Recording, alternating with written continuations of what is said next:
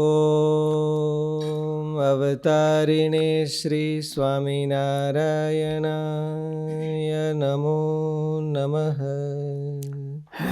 શ્રી હરિકૃષ્ણાય નમો નમઃ. શ્રી પૂર્ણપુરુષોત્તમાય નમો નમઃ. સૂત્ર નંબર 13 કન્ટિન્યુ. તત્ર સ્થિતૌ યત્નો અભ્યાસ. હવે તે બંને સાધનમાં સ્થિતિને માટે યત્ન કરવો તેને અભ્યાસ કહેવામાં આવે છે. બંને સાધનમાં એટલે વૈરાગ્યમાં અને અભ્યાસમાં. આમ તો અભ્યાસની ડેફિનેશન છે. અભ્યાસ કોને કહેવો? ખાલી આપણે અમથા અમથા કરતા હોઈએ અને અભ્યાસ ન કહેવાય. ગોલ નક્કી કરીએ અને એમાં એફર્ટ લગાવવો એને અભ્યાસ કહેવાય. ટોટલી પોતાની શક્તિ લગાવી દેવી એનું નામ અભ્યાસ કહેવાય. સ્થિતો યત્નો અભ્યાસ. સ્થિતિ એટલે એક ડેસ્ટિનેશન નક્કી હોય કે મારે આવું થવું છે, મારે ભગવાનનો આવો સેવક થવું છે. આ તો પતંજલ યોગ સૂત્ર છે. આપણે એવો સ્વામિનારાયણ યોગ હું એમ એટલે સ્વામિનારાયણ ભગવાને કીધું છે. વચનામૃતમાં યોગનું બધા સાધનો બધા આવી ગયા છે. એટલે એમાં સ્વામિનારાયણ યોગ હું એમ. ગીતાને યોગ શાસ્ત્ર કહેવામાં આવે છે. શ્રી કૃષ્ણ ભગવાનની માન્યતા પ્રમાણે ગીતામાં આને યોગ કહેવાય એમ, આને યોગ જાણવો. એવી રીતે સ્વામિનારાયણ ભગવાનની માન્યતા પ્રમાણે યોગ કેને કહેવો? આ બધા તો ન્યુટ્રલ સૂત્રો છે. એને મહારાજના સિદ્ધાંતમાં સેટ કેમ કરવા? સૂત્ર હોય તો સર્વતોમુખી હોય. સારવત સર્વતોમુખી, જ્યાં લાગુ પડે ત્યાં લાગુ પડી જતું હોય. એટલે મહારાજે યોગ કોને કીધો અને આ સૂત્રો મહારાજના મત પ્રમાણે કેમ લાગુ પડે? તો તત્ર સ્થિતો યત્નો અભ્યાસ.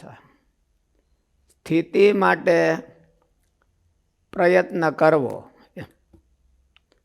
એટલે પોતાનો ટોટલી એફર્ટ લગાવી દેવો, પોતાનો ટોટલ પુરુષાર્થ લગાવી દેવો, એને અભ્યાસ કહેવાય. અને એવો અભ્યાસ કરવાથી સ્થિતિ પ્રાપ્ત થાય. મહારાજે એવું કીધું. એવી સ્થિતિ પરીક્ષિતને નહોતી તો ભગવાનના ચરિત્રમાં સંશય થયો. એવી સ્થિતિ નારદજીને નહોતી તો પરિણાનું મન થયું. એવી સ્થિતિમાં બ્રહ્મા, શિવ, શંકર બધાય નહોતા વર્તતા તો એને તે વિઘન આવ્યા. સ્થિતિનો અર્થ એવો છે કે પાછું ન પડવું એમાંથી, એને સ્થિતિ કહેવાય. એની હું ફિટનેસ, અત્યારની ભાષામાં ફિટનેસ કહે. ફિટનેસ જુદા જુદા પ્રકારના હોય. હું શારીરિક ફિટનેસ એટલે ખાવું પીવું ગમે એટલું ભળી તો કાંઈ વાંધો ન આવે, એ શારીરિક ફિટનેસ કહેવાય. એવી રીતે મહારાજના સેવકપણાનો ફિટનેસ આપણામાં આવવો જોઈએ. બોલું હનુમાનજીનું કીર્તન તમે બોલો છો, કપિસે ઉરીન હમ નાહી, તો એનો સેવક ભાવમાં ફિટનેસ કહેવાય. જહાં પરઠ્યો તહાં જાય. ગમે એને મોકલ્યા હોય પાછા આવે જ નહીં, સફળ કામ કરીને આવે. એ ભગવાનની એની ભાવના અને પોતાનો પુરુષ પ્રયત્ન એટલે ગમે ત્યાં મોકલે ભગવાન રામ તો સફળ કરીને જાય કામ. તો એની સેવક ભાવમાં ફિટનેસ કહેવાય. સેવકમાં જરાય કાંઈ અનફિટનેસ નહીં. એ મહારાજે તત્ર બ્રહ્માત્મના કૃષ્ણ સેવા મુક્તિશ્ચ ગમ્યતામ, એ સ્થિતિ આપણે માટે કીધી કે ન્યા જઈને ભગવાનની સેવા કરવાની છે આપણે. તો અહીંયા એનો ફિટનેસ, ઓલા ક્રિકેટરો હોય તો સવારમાં 4 વાગ્યામાંથી આમથી આમ ને આમથી આમ ઘુમડ મારતા હોય. શું કરવાને? ફિટનેસ વયો ન જાય એટલા માટે. એની ફિટનેસ આવી તો ગયો હોય. સચિન તેંડુલકર હોય તો એની ફિટનેસ તો આવી ગયો હોય, પણ જો એને અભ્યાસ ન રાખે તો ફિટનેસ વયો જાય, અનફિટ થઈ જાય. થોડાક દિનો આવેલો તો અનફિટ થઈ જાય. ક્યાંક વાંધો જે તે ખાવા માંડ્યો ને ભોળવા માંડ્યો હોય તો પછી વજન વધી જાય તો અનફિટ થઈ જાય. પછી દોડતા દોડતા પૂરો રન એમ ન પૂગે એટલે દડો આંબી જાય, એટલે અનફિટ થઈ ગયો. એટલે કોઈ પણ કાર્ય કરતા પહેલા એટલે કહ્યા કે એક સ્થિતિ પ્રાપ્ત થઈ ગઈ તો પણ એનો અભ્યાસ ચાલુ રાખવો. એટલા માટે ગીતામાં હોતે ભગવાન એવું જ કીધું ને, યજ્ઞો દાનસ તપસ્ચૈવ પાવનાની મનીષા ન ત્યાજ્યમ ઇત્યેવ. એનો ક્યારે ત્યાગ ન કરવો. શું કરવાને? ફિટનેસ જતો ન એ ફિટનેસના સાધન છે. ફિટનેસ કાયમી રાખવા માટે આ પ્રાયણાત છેલ્લો શ્વાસ હોય ત્યાં સુધી, જ્યાં સુધી ક્રિકેટ રમવું હોય ત્યાં સુધી 4 વાગ્યામાં દોડાદોડ થવાની. રમવાનું બંધ કરી દે પછી કાંઈ વાંધો નહીં, નકર રન ન કરી શકે. એટલે ફિટનેસ જોઈએ. યત્નો ફિટનેસ, ઓલું સ્થિતો ફિટનેસ. એની સ્થિતિ આપણે પહેલાં તો મનમાં નક્કી કરી કે નહીં મરીને શું કરવાના છે. આપણે મરીને શું કરવાના એનું નક્કી કરવું જોઈએ કે આપણે મરીને આ કરવો છે. ગુણાતીતાન સ્વામી કીધું મરીને જેને ભેળા રહેવું છે એ જીવતા મળ્યા છે. આપણે મરીને જે કરવાનું છે એ આપણને અટાણ પ્લેટફોર્મ મળ્યું. હવે એમાં ફિટનેસ જોઈ. ફિટનેસ ન હોય તો દિવાળું કાઢીને આવે. સચિનને ફિટનેસ ન હોય તો શું કરીને આવે? પાકિસ્તાન હારે રમતો હોય તો પાકિસ્તાનને ઓલો દઈને આવે એટલે બીજું કાંઈ ન થાય. એટલે એને ફિટનેસ જોઈએ. તત્ર સ્થિતો યત્નો અભ્યાસ. સ્થિતિ માટે પ્રયત્ન કરવો એનું નામ અભ્યાસ કહેવાય. સ્થિતિ બધાએ જુદી જુદી માની છે. એમાં સ્થિતિ માટે આપણે શબ્દ મહારાજ ન લેવાનો. શ્રી કૃષ્ણ ભગવાને ગીતામાં એવું કીધું કે સ્થિતિ આમ પ્રજહાતિ યદા કામાન સર્વાન પાર્થ મનોગતાન આત્મન્યવાત્મના તુષ્ટ સ્થિત પ્રજ્ઞસ્ત તદોચ્યતે. પછી હું બીજો શ્લોક નથી યાદ. દુઃખેશ્વનુદ્વિગ્ન મનઃ સુખેશુ અનુદ્વિગ્ન મનાઃ દુઃખેશુ વિગત સ્પૃહ. દુઃખેશુ અનુદ્વિગ્ન મનઃ સુખેશુ વિગત સ્પૃહ. દુઃખેશુ અનુદ્વિગ્ન મનઃ સુખેશુ વિગત સ્પૃહ. વીતરાગ ભય ક્રોધ સ્થિત પ્રજ્ઞસ્તદોચ્યતે. 4 સ્થિતિ કીધી ભગવાને ઓલામાં કીધી છે ને 4 સ્થિતિ. કઈ કઈ 4 સ્થિતિ? એક તો કાચબા જેવી. ત્યાર પછી યહ સર્વત્ર નભિસ્નેહ તત્તત પ્રાપ્ય શુભાશુભમ નાભિનંદતે ન દ્વેષ્ટે તસ્ય પ્રજ્ઞા પ્રતિષ્ઠિતા. તો એની પ્રજ્ઞા ગોલમાં સ્થિતિ થઈ કહેવાય. આહારું છે આ મોડું છે, આહારું છે આ મોડું છે, તો એની પ્રજ્ઞા હારા મોળામાં સ્થિતિ થઈ કહેવાય. ગોલમાં સ્થિતિ નહીં. સ્થિત પ્રજ્ઞસ્તદોચ્યતે એટલે એનો અર્થ કે ભગવાન પાસે જવાની જેની કે જે સ્થિતિ કરવી છે એમાં એ ફિટનેસ વાળો છે. એમાં એને શું કહે ને એને ફિટનેસ છે. પછી યદા સંહર્તે ચાયમ કુર્મોંગાની સર્વશ ઇન્દ્રિયાણી ઇન્દ્રિયાર્થેભ્યો તસ્ય પ્રજ્ઞા પ્રતિષ્ઠિતા. એટલે એનો અર્થ શું થાય? જેવી રીતે કાચબો પોતાના અંગો સંકોડી લે એવી રીતે ઇન્દ્રિયો છે એ પોતાના વિષયમાંથી પાછી ખેંચી લે તો એની પ્રજ્ઞા છે એ તે આપણે ક્યાંથી ખેંચવા પાછા? આપણે ક્યાંથી ખેંચવા ને ક્યાં મોકલવા? યથા સંઘર્તે ચાયમ કુર્મોંગાની સર્વશઃ ઇન્દ્રિયાણી ઇન્દ્રિયાર્થેભ્યો તસ્ય પ્રજ્ઞા પ્રતિષ્ઠિતા. એ તો શ્રી કૃષ્ણ ભગવાને એવું કીધું. સ્વામિનારાયણ ભગવાન હોય તો શું કહે એમ? અને સ્વામિનારાયણ ભગવાને કીધું છે હું ક્યાંથી ખેંચવા ને ક્યાં મોકલવા? યોગ યજ્ઞમાં મહારાજે કીધું યોગ યજ્ઞ કરવો એમાં બધી ઇન્દ્રિયોને ખેંચીને ભગવાનમાં જ. પંચ વિષયમાંથી પાછા ખેંચી અને ભગવાનમાં જોડવા એમ. એને ફિટનેસ કહેવાય, એને સ્થિતિ કહેવાય. ફિટનેસ છે એ સ્થિતિને માટે સાધન છે. ફિટનેસ છે એ એક્સરસાઇઝથી આવે છે. ફિટનેસ તો એક્સરસાઇઝથી આવે.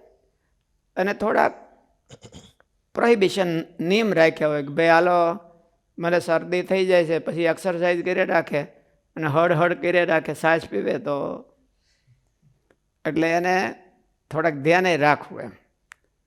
મહારાજે ગર્ભના જતનનું વચનામૃત કીધું છે કે ગર્ભવતી સ્ત્રી હોય એ ગર્ભનું જતન કરે.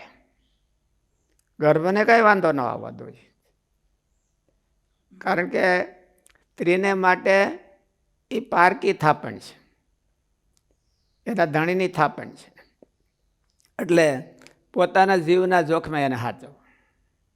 રાજા રજવાડા હતા, એનો વંશજ છે, એને ધારણ કરતા હોય તો એના જીવના જોખમે એને સાચવતા. એટલે મહારાજે ગર્ભનું જતન કીધું. એમાં આપણે શું ગર્ભ ધારણ કર્યો છે? આપણે કંઈક ગર્ભ ધારણ કરવો પડે. મહારાજનું કંઈક કામ હોય, મહારાજનો નિશ્ચય, મારે તો નિશ્ચય રૂપી ગર્ભને ધારણ કરવો એમ કીધું. એના માટે ફિટનેસ જોઈએ. એટલે ફિટનેસ એમાં એવું કીધું અભ્યાસ એન તો કૌંતેય વૈરાગ્યેણ ચ ગૃહ્યતે એમ. અભ્યાસ વૈરાગ્ય વ્યામ તન નિરોધ.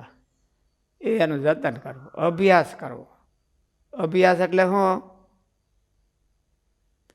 સ્થિતિમાં એફર્ટ લગાવી દેવો.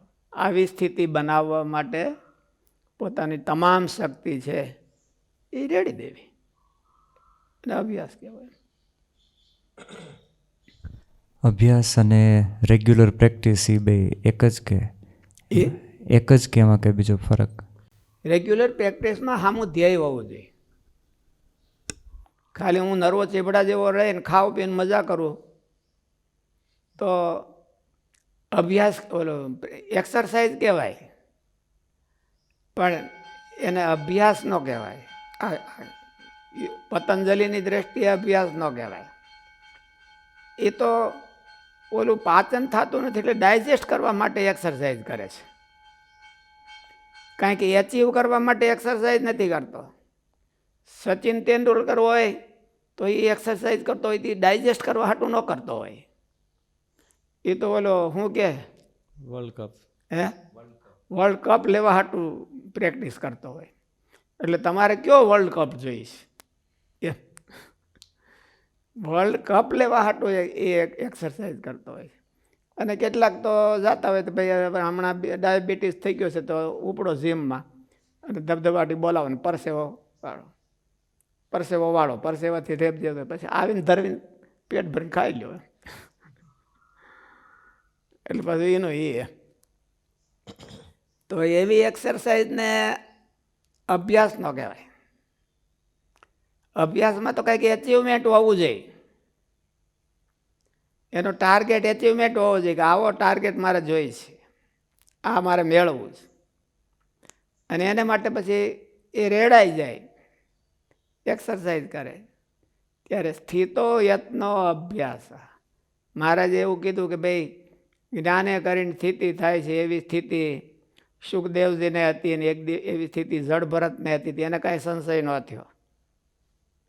અને નારદજી એને પરીક્ષિતને એના બધાને દ્રષ્ટાંત દીધા એમ. આ બધાને જનક રાજાની એવી સ્થિતિ હતી તેને કાંઈ વાંધો ન આવ્યો. સુખદેવજીની એવી સ્થિતિ એટલે એને ક્યાંય પ્રશ્ન ન થયો. જડભરતને કાંઈ પ્રશ્ન ન થયો. પ્રહલાદને ન થયો. તો એને માનસિક સ્થિત પ્રજ્ઞતા કહેવાય. માનસિક, આમાંય માનસિક જ છે. જો કે ગીતામાં હોતે માનસિક સ્થિત પ્રજ્ઞતા જોઈએ. લાભ સુખ દુઃખે સમય કૃત્વા લાભા લાભો જયા દેવ એમ કીધું છે. પછી હું યુદ્ધાય તતો યુદ્ધાય યુજસ્વ નૈવમ પાપમ એવમ પાપમ વાપસ્યસી. ઝઘડો મણવો કરવા તરત કોઈ યારે. જો ઝઘડાવીને એક દિવસ જવો ન જોઈએ તો યુદ્ધાય યુજસ્વ એમ કીધું કે નહીં.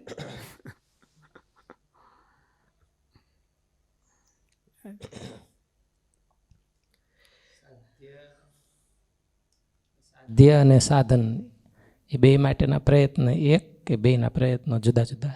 પ્રયત્ન તો સાધનમાં જ હોય છે. સાધ્યમાં કઈ પ્રયત્ન? સાધન તો સિદ્ધ વસ્તુ છે. સાધન છે એ તો સિદ્ધ વસ્તુ કહેવાય ને.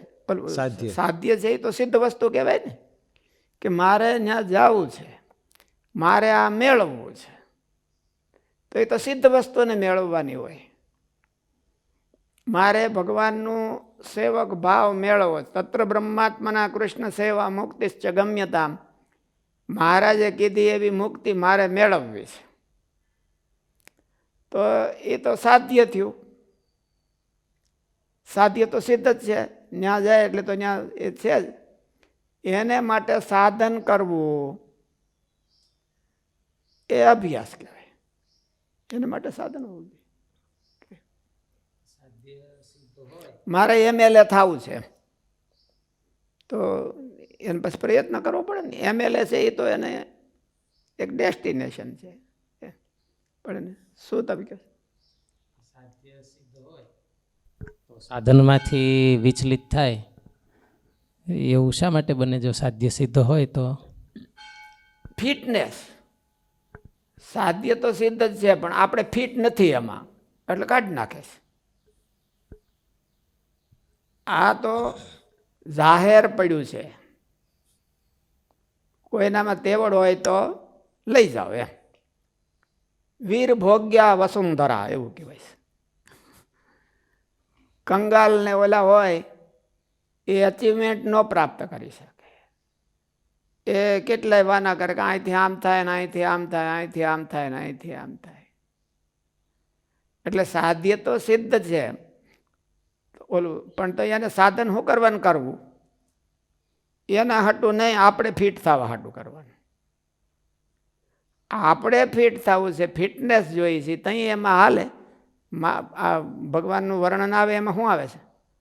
એને અનુરૂપ પાર્ષદો, અનુરૂપ આયુધો, અનુરૂપ ડેસ, એ બધું અનુરૂપ ક્રિયા એને અનુરૂપ જોઈ. રાજાની રાણી ભમી ભીખ માગે, હાલે કંગાલ ન્યાય, તો પછી રાજા એને કાઢી મૂકે. કારણ કે રાજાની ખુમારી એને નથી આવી. એમ અનુરૂપ થવું એનું નામ ફિટનેસ થવું. એ આધુનિક ભાષાનો શબ્દ છે. એને અનુરૂપ થવું એનું નામ ફિટનેસ કહેવાય. અને ફિટનેસ કરવા માટે અભ્યાસ જોઈએ. ફિટનેસ થવા માટે અભ્યાસ જોઈએ. એટલે આપણે આખી જિંદગીમાં ફિટનેસ પૂરો મેળવી લેવો. ફિટનેસ અચીવ કરી લ્યો એટલે ઓલું તો તૈયાર જ છે, દેવા જ તૈયાર છે. સામેથી આવે છે તો દેવા. ભગવાન છે એને ધામ દેવું જ છે. પણ કે અમારા ન્યા જઈને ઘરીને શું કરશે એ પછી એને વિશ્વાસ ન આવે. થોડાક દી એક્સરસાઇઝ કરો અને 2 કિલો વજન ઓછું ઉતારો. હમણાં તો ઓલા એડવર્ટાઈઝ આપતી હોય છે ને કે 1 અઠવાડિયામાં 10 કિલો ઓછું. પણ એ તો હારી પેટ ખડક્યું હોય એને થાય ને. આપણે તો ક્યાં માનો 1 મહિનો પ્રયત્ન કરી તો માંડ 1 કિલો ઓછું થાય. હારી પેટ ખડક્યું હોય એને અઠવાડિયામાં 10 કિલો ઓછું. એટલે એવી એડવર્ટાઈઝ આવતી હોય. એટલે ફિટનેસ એક્સરસાઇઝ કરો અને વજન ઓછું કરો અને ફિટનેસ મેળવો, પછી આવો એમ. પછી આવો. એટલા બધા ફિલ્મી સ્ટારો અને ક્રિકેટર સ્ટારો એ બધા ફિટનેસનો એને બહુ હોય, એને ફિટનેસ જોઈએ, એટલે ફિટનેસ માટે એવી ગધા મજૂરી કરતા હોય. એટલે બધા આપણને એમ થાય કે એટલું જો આ કાંઈક કરે એને એના કલ્યાણ માટે તો કાંઈ વાંધો નહીં. ત્યાં જઈને જાહેરમાં મહિનાની ઠંડી હોય તો આમથી આમ ને આમથી આમ એને ઠંડી એ ન લાગે. અને આ ક્રિકેટ રમતા હોય ત્યારે ગમે એવો તડકો હોય તો તડકો ન લાગે. ત્યાં થોડું એસી કરાય છે ગ્રાઉન્ડમાં, ધમધમતો હોય તડકો તો એ તડકો ન લાગે, કારણ કે ફિટનેસ છે ને, એને ફિટનેસ મેળવી લીધો. પહેલાંથી બહુ આખી સેના હોય મિલિટરી તો એને કેટલા ધબધબાવે. ટાઈમ તો કેટલો હોય, થોડોક જ હોય બોર્ડર ઉપર તો, પણ તો એ ફિટનેસ જોઈ નકર જાય ને બોર્ડર ઉપર જઈને શું કરે. એટલે તત્ર સ્થિતો યત્નો અભ્યાસ. અભ્યાસ એને કહેવો કે આપણે કાંઈક સ્થિતિ મેળવવી છે મહારાજની દ્રષ્ટિએ. વચનામૃતને સ્વામીની વાતો અને ગોપાળાનંદ સ્વામીની વાતો એના આધારે એની ક્યાંક સ્થિતિ કીધી છે. એવી સ્થિતિ મેળવવા માટે એક્સરસાઇઝ કરવી, અને એક્સરસાઇઝની લેબોરેટરી આ જ છે. પછી ત્યાં જઈને કંઈ એક્સરસાઇઝ ત્યાં જવા જ ન દે. એક્સરસાઇઝ કરીને હોય તો બાણું જ બંધ કરે. પહેલાં કાંટા ઉપર ઊભા રાખે કે ભાઈ 55 કિલો વજન છે, વધારે છે, 60-65 થી કેટલો છે, તો 2 કિલો ઓછો કરીને આવો. ને ગરવા જ નથી, લઈ જાઓ. હું પછી એક્સરસાઇઝ કરી લઈ, એ ન હાલે કે પહેલાં અહીંયા સીટમાં ફિટ થવા જોઈએ. સીટમાં તમે સામાન્ય આપણે ત્યાં ઓલા થેલા છે એમાં એટલે બોક્સ કરીને રાખ્યું કે આમાં નાખો. જો એમાં બોક્સમાં થેલો ન હાલે તો પછી નહીં હાલવાનું, તો તમે આખા પાછા જાઓ. થેલો હાલે તો જ તમારે હાલવાનું.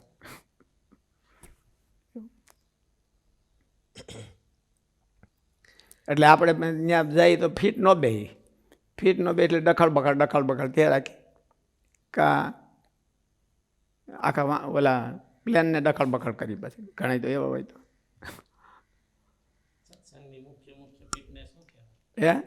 સત્સંગની મુખ્ય ફિટનેસ શું કહેવાય? હું તમારે થવું છે એના આધારે ફિટનેસ. જો તત્ર બ્રહ્માત્મના કૃષ્ણ સેવા મુક્તિ ગમ્ય તામ તો સેવકનો ફિટનેસ કરવું. ત્યાં જઈને તમારે બીજું એમ કે પ્રવચન કરવું છે તો પ્રવચનનું બધી મટીરિયલ ભેળું કરીને એ ફિટનેસ કહેવાય. ત્યાં હાથમાં આવ્યું ત્યાં તરત જ ગામ મારી દીધો હોય તો એ પ્રવચનનો ફિટનેસ કહેવાય. ત્યાં તમારે શું કરવું છે, હવાના મનમાં નોખું હોય ને, ભાઈ મારે ત્યાં જઈને આમ કરવું છે, તો એનો ફિટનેસ જોઈએ.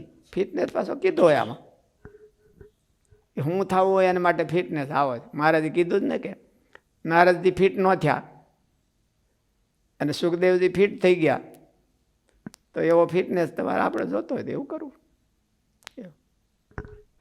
મહારાજની દ્રષ્ટિએ એમ કે બ્રહ્મરૂપ થઈ દાસ ભાવ કેળવી અને ભગવાનને રાજી કરવા સેવા કરવી, આટલો ધ્યેય ગોલ હોવો જોઈએ કે આ સિવાય બીજો કોઈ હોવો? બસ એ જ છે. મહારાજ કીધું જ છે ને, તત્ર બ્રહ્માત્માના માણસનો ગોલ કયો હોવો જોઈએ કે મર્યા પછી જે મળવાનું છે એ મેળવવા માટે ગોલ હોય. અને મહારાજે એવું કીધું કે મર્યા પછી જે આપણે મેળવવાનું છે, મહારાજ એવું જ કીધું કે મર્યા પછી ત્યાં ભગવાનની સેવા કરવાની છે. મર્યા પછી ભગવાનની સેવા કરવાની કે બીજું કંઈ કરવાનું છે? ત્યાં મર્યા પછી સેવા કરવાની, તો આપણે એ ગોલ કહેવાય. બ્રહ્મરૂપ થઈને તત્ર બ્રહ્માત્માના કૃષ્ણ સેવા મુક્તિશ્ચ ગમ્યતા. એને મહારાજે મુક્તિ એ કીધી, સેવા કીધી, પ્રાપ્તિ કીધી, જે કાંઈ કયો એ કીધી. તો એ અહીંથી એક્સરસાઇઝ કરવી જોઈએ. અહીંયા એની એક્સરસાઇઝ કરવી જોઈએ. અભ્યાસ એટલે એક્સરસાઇઝ, બીજું કંઈ નહીં. હવે તે બંને સાધનમાં સ્થિતિને માટે યત્ન કરવો તેને અભ્યાસ કહેવામાં આવે છે. એને જવું હોય ક્રિકેટમાં અને ક્રિકેટ પ્લેયર થવું હોય અને ડાન્સની મને પ્રેક્ટિસ કરવા, તો એ તો ઓલો થાય ડાન્સની પ્રેક્ટિસ કરીએ કે ક્રિકેટ થોડો રમીએ કે, અને ક્રિકેટની પ્રેક્ટિસ કરીએ, ડાન્સ થોડો કરીએ કે. એટલે તમારે શું થવું છે એની પ્રેક્ટિસ કરવાની, એક્સરસાઇઝ કરવાની. મર્યા પછી આગળ શું થવું છે એનું બહુ થોડુંક ગૌણ રાખવાનું. મારે આગળ પુરાણી થવું છે, મારે શાસ્ત્રી થવું છે. જો હું શાસ્ત્રી ન થઈ શક્યો તો મને લીલ પવણાવવો પડશે એવું.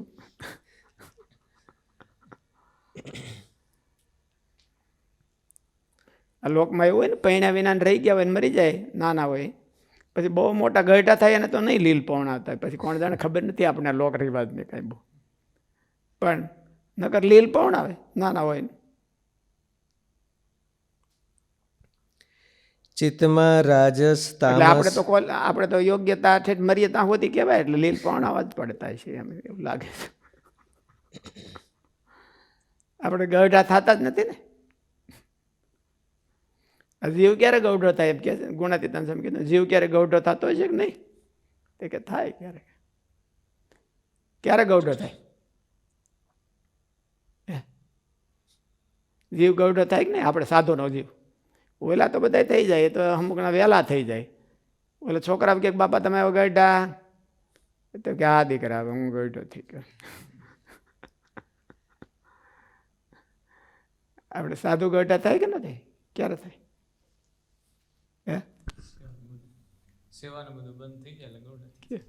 સ્વામીજી કહેવાના છે કંઈક, પોતે માની લે પછી, પોતે માની લે પછી, પોતે માની લે પછી ગઢા. મેચ્યોર થાય એટલે ગઢા ક્યાં કહેવાય? ગઢાને શું કહેવાય? મેચ્યોરિટી. નકરી સલાહ જ દીધે રાખે એ ગઢા. બીજું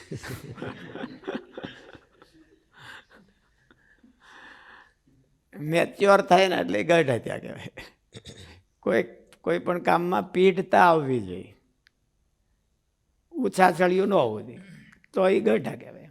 આપણે સાધુમાં તો એ જ ઓલું ગઢાપણું છે, બાકી ઓલું તો ગઢાપણું છે નહીં. આપણે તો ધોળી દાઢી થઈ ગઈ હોય તો વરરાજા તો તૈયાર જ છીએ આપણે, ગમે ને ઓલું હોય તો. ચિત્તમાં ધોળી દાઢી થયા પછી તો સાધુઓ તો વરરાજા થતા હોય છે ને, ઘોડે તો પછી ચડે. ત્યાં સુધી કોઈ ભાવ ન પૂછે.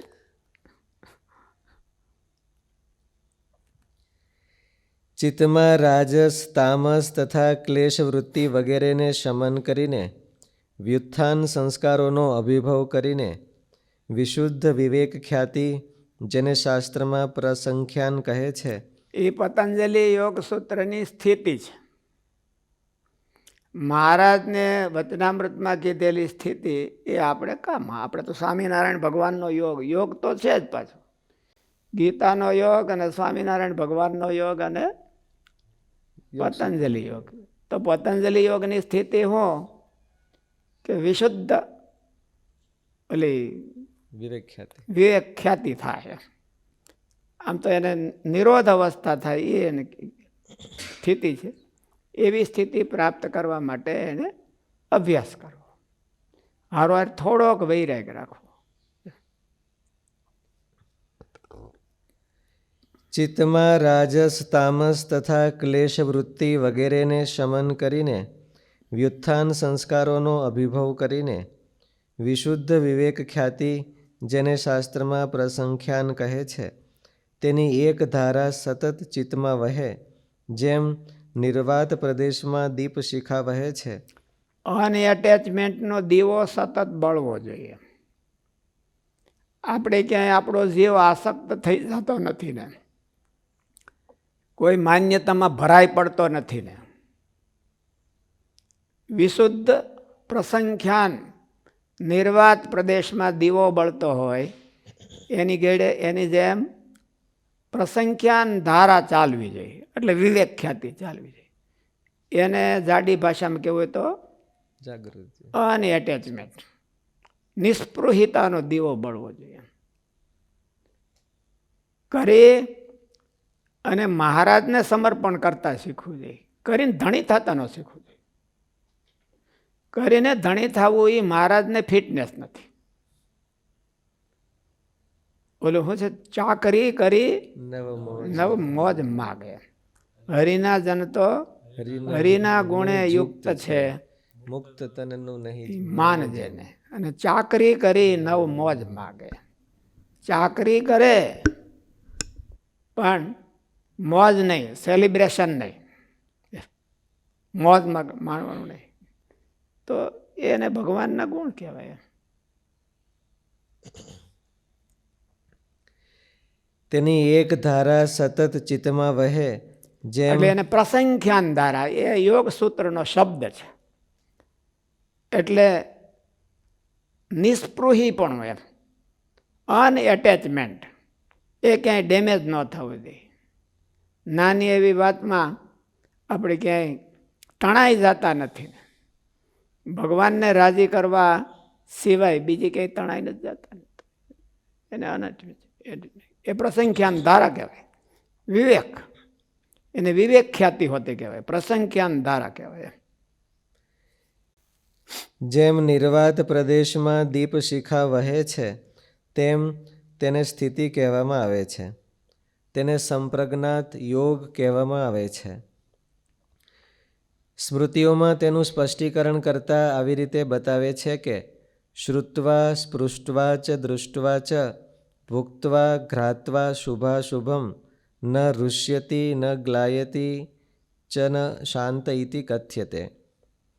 સારા મોળા અર્થાત અનુકૂળ પ્રતિકૂળ વિષય તથા માન અપમાન તથા નિંદા સ્તુતિ પામીને હર્ષ કે ગ્લાનિ ચિત્ત ન પામે ને એક ધારો પ્રવાહ પરમાત્માના સુખમાં ચાલે, તેને ચિત્તની પ્રશાંત વાહિતા સ્થિતિ કહેવાય છે. પ્રશાંત વાહિતા, પ્રશાંતપણાને વહન કરનારી, પ્રશાંતપણાને ટકાડી રાખનારી. આપણું અંતઃકરણ નાની નાની વાતમાં ખેંચાઈ જાય છે, એટલે પ્રશાંત વાહિતાનો વિહવળ થઈ જાય છે, આસક્ત થઈ જાય છે. એટલે ડેસ્ટિનેશને પૂગતું જ નથી. ત્યાં ગયા પહેલાં તો કેટલાય વાના એક્ઝિટો બધી એને મળી જાય છે. એટલે ડેસ્ટિનેશને પૂગતું જ નથી. એટલે એને હરખું કરવા માટે પ્રશાંત વાહિતા કેળવવી જોઈએ, અને એના માટે પ્રેક્ટિસ કરવી જોઈએ. એને અભ્યાસ કહેવાય. એટલે યોગ દશા પ્રાપ્ત કરવા માટે અથવા નિર્વિકલ્પ સમાધિની દશા પ્રાપ્ત કરવા છોકરાઓ માટે ભણવા જાય શું કરવા જતા છે? એને કઈ મનમાં હોય કે ન હોય કે મા બાપ માહિતી ધક્કો દે એટલે જઈએ? એને મનમાં અરમાન હોય છે કે મારે ડૉક્ટર થવું છે, મારે એન્જિનિયર થવું છે, મારે કાંઈ થવું છે, એવું કંઈક હોય, બિઝનેસમેન થવું છે. એટલા માટે તો ભણતા હોય. ભણતા ભણતા એના મગજમાં ગોઠવાઈ ગયું હોય. ભણતા ભણતા પહેલાં ગોઠવાઈ ગયું હોય અને પછી ભણવાની શરૂઆત કરે. અને આપણે તો ગમે એટલું કરીએ તો ગોઠવાય જ નહીં મનમાં કે મારે શું કરવાનું છે. મનમાં કાંઈ ગોઠવાતું નથી. અમથું કરીશ. કોઈક ધક્કો દે. નાના છોકરાને તો એવું હોય ને, નાના છોકરાને તો એના મા બાપ છે એ પરાણે ધક્કો દઈને મોકલે, બસમાં ચડાવી દે, પછી કાંઈ વાંધો નહીં, પછી તો ઓલાને કંટ્રોલમાં આવી જાય. એટલે આપણને બસમાં ચડાવી દે. આપણા મનમાં કાંઈ અરમાન નહીં. એમ અરમાન હોય તો જુદા હોય. હાવ મહારાજને રાજી થાય કે મહારાજ રાજી થાય એવા અરમાન હોવા જોઈએ. એટલે યોગ દશા પ્રાપ્ત કરવા માટે અથવા નિર્વિકલ્પ સમાધિની દશા પ્રાપ્ત કરવા માટે પ્રયત્ન કરવો તેને અભ્યાસ માનવામાં આવે છે. એ પતંજલ યોગ સૂત્રનો અભિપ્રાય છે કે સ્થિતો યત્નો અભ્યાસ, આવી સ્થિતિ મેળવવા માટે પ્રયત્ન કરવો જોઈએ, એવું પતંજલિ મુનિનું અર્થ છે, યોગ સૂત્રનો અર્થ છે. મહારાજે એવું કીધું. મહારાજે બે પ્રકારની સ્થિતિ કીધી. ભગવાનના ચરિત્રમાં ક્યારેય પણ સંશય ન થવો જોઈએ, એ એક સ્થિતિ છે. ને એને સ્થિત પ્રજ્ઞા હોતી મહારાજ કીધું છે. લગભગ 10મા વચનામૃતમાં આવે છે, મધ્યના 10મા. હજી ઓલું ભક્તિનું નિરૂપણ કર્યું છે ને મારે 10મું હે 10મું. એમાં આવે છે કે આને પણ સ્થિત પ્રજ્ઞ કહેવાય. ભગવાનના ચરિત્રમાં કોઈ સંશય ન થાય, બહુ ડાઉટ ન થાય, તો એને પણ સ્થિત પ્રજ્ઞ કહેવાય. અને જગતમાં ક્યાંય આસક્તિ ન થાય તો એને પણ સ્થિત પ્રજ્ઞ કહેવાય. પ્રજહાતિ યદા કામાન સર્વાન પાર્થ મનોગતાન આત્મન્યેવાત્મના તુષ્ટ સ્થિત પ્રજ્ઞસ્તદોચ્યતે.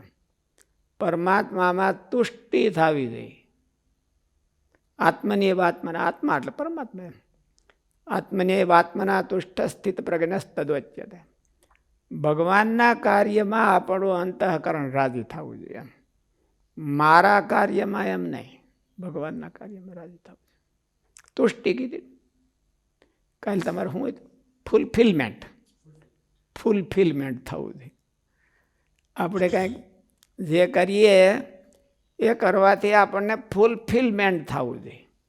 અભરખાપુરી નહીં થવા જોઈએ. અભરખાપુરી તો કોઈને થતી જ નથી, પણ ફૂલફિલમેન્ટ થવું જોઈએ કે ઓહો, મેં મારો જીવન કે મારો પ્રયત્ન સાર્થક કર્યો, એને મહારાજની દ્રષ્ટિએ મેં સાર્થક કરી દીધો, તો એને ફૂલફિલમેન્ટ કહેવાય.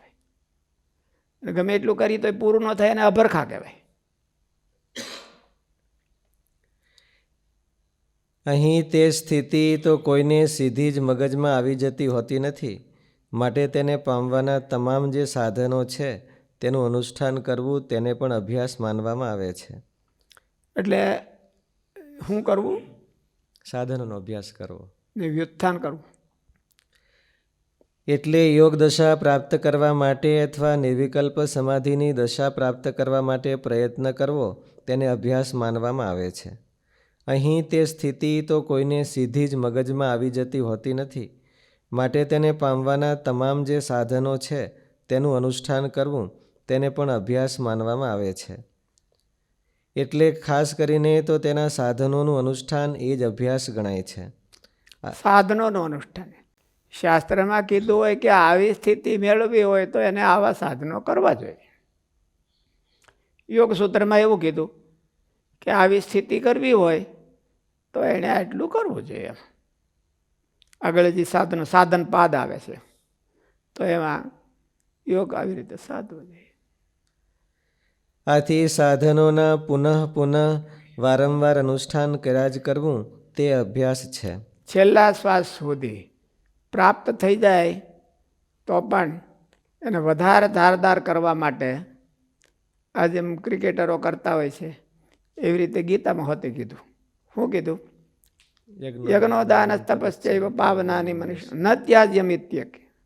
એનો ક્યારે ત્યાગ ન કરવો. ત્યાગ કરવો હોય તો શું કરવું? દેહ ત્યાગ કરી દેવો. દેહ ત્યાગ કરી દેવો. એના ફળનો ત્યાગ કરી દેવો. ફળનો ત્યાગ કરવો, નિષ્કામ ભાવે કરવું, એનો ત્યાગ ન કરવો, ક્રિયાનો ત્યાગ ન કરવો. બહુ આમ રીહ ચડતી હોય તો ફળનો ત્યાગ કરી દેવો. કાલે અમે જો ને અહીંયા કેટલો અમારો ત્યાગ હતો. મેં બોલે આખી થાળીની ક્રેડિટ ભાઈ વિશ્વમંગલ સ્વામીને આપી દીધી. હરગવાન ઓલું કાઢતા હતા અને થાળી ભરાણી તો મને એમ વૈરાગ થઈ ગયો કે ખરેખર રાત્રિ હાંત પડી હતી હવે હું આપ. એટલે બધી ક્રેડિટ છે એ વિશ્વમંગલ સ્વામીને આપી દીધી કે આખી થાળીની ક્રેડિટ તમને લીધો. તો એનું નામ નિષ્કામ કર્મયોગ કહેવાય.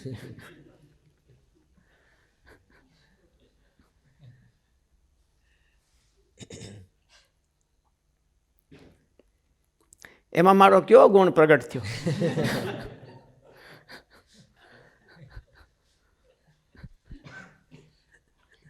નિષ્કામ કર્મયોગ જેવું કઈ આવ્યું મને ખ્યાલ નથી. એટલે ઈતર વિલક્ષણતા. ઈતર વિલક્ષણતા. યત્ન એટલે પ્રયત્ન. સ્વતઃ બહિર્મુખ ચાલતા ચિત્તને માટે પરમાત્માને અભિમુખ કરવું છે એ પ્રકારનો માનસ ઉત્સાહ ઊભો કરવો અને પ્રયત્ન કરવો તે પ્રયત્ન છે.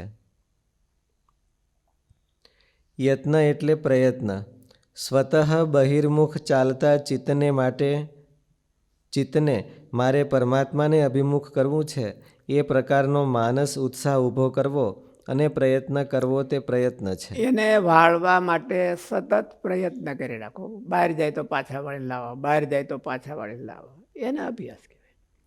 આપણે માટે તો માનો કે સેવા સ્થિતિ હોય, સેવાની સ્થિતિ છે ને, કોઠારી સ્વામી એની બધાય એ નિષ્કામ કર્મયોગથી, એ નિષ્કામ કર્મયોગ હતો, નિષ્કામ સેવાયોગ, એનાથી સ્થિતિને પામ્યા.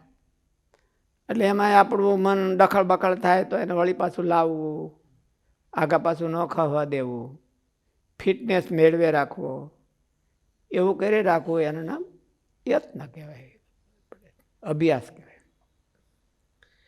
ભાષ્યકારો તેને વીર્ય પણ બતાવે છે, અર્થાત અનુષ્ઠાનમાં થાકનો અભાવ.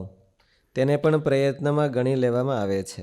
થાકનો અભાવ, એન્જોયમેન્ટ તો થાક નથી. આપણે સેવા કરતા હોય ને એન્જોયમેન્ટ ન થાય, એમાં બીજે લેવા જવો પડે એન્જોયમેન્ટ, તો એને પ્રયત્ન નથી કર્યો, અભ્યાસ ન કર્યો કહેવાય. એન્જોયમેન્ટ થવું જોઈએ એને, કે ભાઈ મને આમાં મજા આવે છે, સેવા કરવામાં મને રસ આવે છે, અને મહારાજે કીધું એવી સ્થિતિ મેળવવામાં મને એન્જોયમેન્ટ પ્રાપ્ત થાય છે, તો એને અભ્યાસ કહેવાય. અને ઓલું એડિયું પીધું હોય એવું મોઢું થઈ જાય તો એન્જોયમેન્ટ ન કહેવાય, વેઠ કહેવાય. તો કરતી વખતે તો એને વેઠ કહેવાય. વેઠ અને એન્જોયમેન્ટ બેવાના છે. એન્જોયમેન્ટ હોય તો અભ્યાસ કહેવાય એને. ઓલે એક વખત હું ત્યાં વિદેશ ગયો તો ત્યાં એક ડૉક્ટર આપણને મળ્યા હતા. ડૉક્ટર જાણીતા હતા. એટલે કે I enjoy my job, I enjoy my job. એટલે ડૉક્ટર હતા. એ રાતને દી 12 વાગ્યા સુધી એને ડૉક્ટરોની તો એવી હોય ને, 12 વાગે હોવાનું ન મળે ને 2-3 દી હતી ક્યારેક એને ઓલું શું કે ઓર્ડર કરે નથી, હવે કોલ ઉપર હું છું એમ કે કોલ ઉપર છું, તો એને 2-3 દી ઘેરે આવવાનો ટાઈમ ન મળે. અને તો એ કે હું આઈ એન્જોય માય જોબ. આપણે એવી એન્જોય જોબ કરી? આપણે એવી એન્જોય જોબ ન કરી. છે તો સ્વામિનારાયણની જોબ તોય પણ એન્જોય નથી થતું. સ્વામિનારાયણની જોબ કરવામાં કોઈને એન્જોયમેન્ટ થતું નથી. સ્વામિનારાયણનું ફળ ખાવા હાવ તૈયાર, પણ સ્વામિનારાયણની જોબ કરવામાં કોઈને એન્જોયમેન્ટ નહીં, કે આઈ એન્જોય માય જોબ, મને બહુ મજા આવે સ્વામિનારાયણની જોબ કરવામાં, મને બહુ મજા આવે, એવું કોઈ નથી. આ ઓલા રિલાયન્સના એક સાહેબ હતા, તો એ આપણા જાણીતા હતા. એ કે ઓ સાહેબ સ્વામીજી, પણ આ એ પગાર તો આપે છે કંઈક 2-2.5 લાખ 3 લાખ પગાર આપતા હશે, પણ આપણા નહોડા કાઢી નાખે, એટલે મતલબ નીચો એ નાખે છે, મારે તો છોડી દેવીશ. એટલે આપણને એમ થાય કે ભાઈ 2-3 લાખ છે, થોડી જવાય કે, પણ એ હાવ ચૂંહી લે છે કે મને. એટલે એન્જોય ભાઈ જોબ કરવો હોય, પૈસાનો એન્જોય કરવો હોય તો જોબનો એન્જોય કરવો પડે. તો એવી સ્વામિનારાયણની જોબ છે, એમાં કોઈ નીચોવા તૈયાર થતું નથી. સ્વામિનારાયણની જોબ કરી હોય તો એ પણ પોતાની જોબ એમાં પ્રાઇવેટ મને કરવા. ઘણા શિક્ષકો હોય ને, એ શિક્ષકો સ્કૂલે જઈને હુવે અને પછી ટ્યુશન કરે. ગવર્મેન્ટ શાળામાં તો એવું જ હોય, સ્કૂલે જઈને હુવે તો એ એમ થોડા કે I enjoy my job, I enjoy my tuition. એટલે આ સ્વામિનારાયણની જોબે ચડ્યા હોય એ ટ્યુશન મને કરવાની એન્જોય, એનો ટ્યુશનનું એન્જોય કરવાનું. સ્વામિનારાયણની જોબને એન્જોય ન કરે કોઈ. યત્ન એટલે પ્રયત્ન. સ્વતઃ બહિર્મુખ ચાલતા ચિત્તને મારે પરમાત્માને અભિમુખ કરવું છે એ પ્રકારનો માનસ ઉત્સાહ ઊભો કરવો અને પ્રયત્ન કરવો તે પ્રયત્ન છે. ભાષ્યકારો તેને વીર્ય પણ બતાવે છે, અર્થાત અનુષ્ઠાનમાં થાકનો અભાવ. થાકનો અભાવ, ત્યારે જ એન્જોય થાય. થાકી જતો હોય તો એન્જોય કે જ થાય. નરેન્દ્ર મોદી શું કહે છે કે હું થાકતો નથી, 18 કલાક કામ કરું છું. થાક તો ક્યારે મને લાગે છે? કામ ન થાય ત્યારે. કામ ન થાય ત્યારે મને થાક લાગે છે. ગમે એટલો પરિશ્રમ કર્યો હોય ને એક્સરસાઇઝ કરી હોય ને કામ થઈ જાય એટલે મારો થાક ઉતરી જાય, તો એને અમે એન્જોય કહેવાય? તો આપણે તો સ્વામિનારાયણની જોબ છે તો એ એન્જોય એવું ન કરીએ કંઈ કે હાલો કામ થયું તો એન્જોય, ન થયું ત્યાં સુધી નિરાયત નહીં, આરામ હરામ હે. અહીં તો કરવું હરામ હે એવું થાય. કામ કરવું, કોઈનું લીલું કરવું હરામ હે.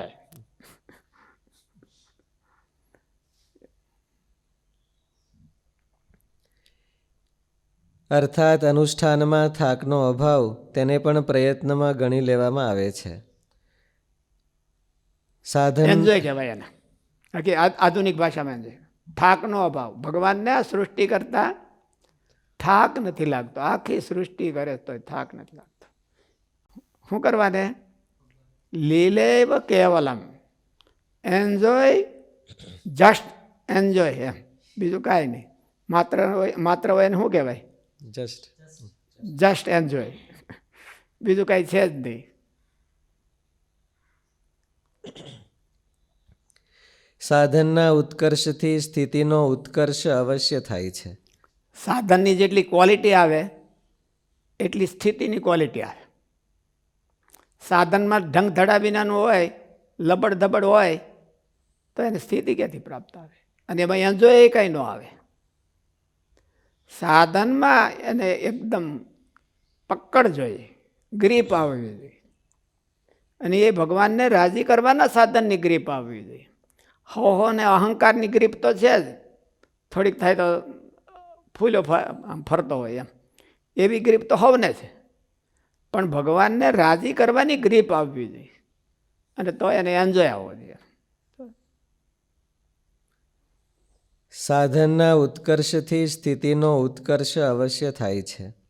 તેથી જેટલા ઉત્સાહ અને વીર્યથી, પ્રબળ શક્તિથી જે સાધક જેટલો પ્રયત્ન કરે છે તેટલી જ તેને અભ્યાસમાં દ્રઢતા અને છેવટે સ્થિતિમાં દ્રઢતા પ્રાપ્ત થાય છે. સૂત્ર રાખો એ તો રાખો. સહજાનંદ સ્વામી મહારાજની જય. શ્રી